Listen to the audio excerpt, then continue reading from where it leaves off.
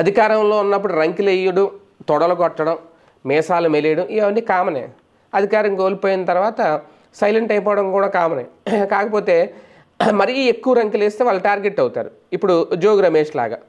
జోగి రమేష్ ఒకప్పుడు మాట్లాడిన మాటలు అయ్యన పాత్రుడి మీద మాట్లాడినా, లోకేష్ మీద మాట్లాడినా, చంద్రబాబు నాయుడు గారు మాట్లాడినా, ఎందుకంటే అప్పట్లో ఒక రకంగా ఒక యాంగిల్లో మాట్లాడుకోవాలంటే చాలామంది నాయకులు మళ్ళీ మనమే వచ్చేస్తాను తిరగలేదు, మొన్న 151 వచ్చినాయి, 151 ఎలాగో వచ్చేస్తాయి, దానికి తోడు జగన్మోహన్ రెడ్డి ఇస్తున్న పథకాలన్నీ కూడా ప్రతి ఇంటికి అందేస్తున్నాయి, ప్రతి ఒక్కరు లబ్ధి పొందేస్తున్నారు, ప్రతి కుటుంబం ₹1,00,000 నుంచి ₹1,50,000 వరకు లబ్ధి పొందేస్తున్నారు, ఎందుకు మాకు ఓట్లేరు, ఒక పక్క జగనన్న కాలనీల పేరుతో ఇల్లు ఇచ్చేసాం, అవి ఒక 2 కోట్ల ఓట్ల దాకా అవి వచ్చేస్తాయి, ఇలా రకరకాల లెక్కలు వేసేసారు. మొత్తం 2 లక్షల ఓట్ల దాకా వస్తాయని ఇల్లుకి సంబంధించి లెక్కలు వేసేసారు. ఆ లెక్కలన్నీ పట్టాపంచలేవి 11 సీట్లు పడిపోయేసరికి అప్పటి వరకు నోరు ఇంకా ఎక్కడ అదుపులో పెట్టుకున్న వాళ్ళు అందరూ కూడా ఇప్పుడు సైలెంట్ అయిపోయారు ఒక రకంగా. ఇప్పుడు అలాగని చెప్పి వాళ్ళు సైలెంట్ అయ్యారని చెప్పి అధికార పార్టీ ఊరుకుంటుందా? అవకాశం దొరికితే వాళ్ళని టార్గెట్ చేసేస్తుంది. ఓకే, అది ఏ రకమైన టార్గెట్ అనేది అందరికీ తెలుసు. ఇప్పుడు అలాగా జోగి రమేష్ బుక్ అయిపోయారు. అక్కడ ఆయన ఒక రకంగా గౌడ సామాజిక వర్గానికి సంబంధించిన వ్యక్తి, కులానికి సంబంధించిన ఒక కార్యక్రమం జరుగుతుంది, గౌతు లచ్చన్న విగ్రహావిష్కరణ. దానికి అందరితో పాటు ఈయన్ని పిలిచారు. ఆ సామాజిక వర్గాల్లో అందరూ ఆహ్వానితులే.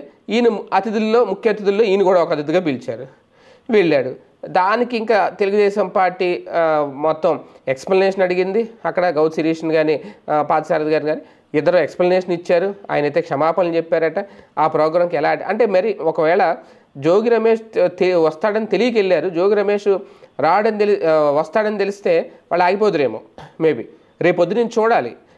ఇలాంటి కులాలకు సంబంధించిన కార్యక్రమాలు జరిగినప్పుడు వైసీపీ నాయకులు ఎవరైనా వెళ్తే తెలుగుదేశం పార్టీ నాయకులు ఆగిపోతారేమో, వెళ్లకుండా అనేది ఇప్పుడు చూడాలి.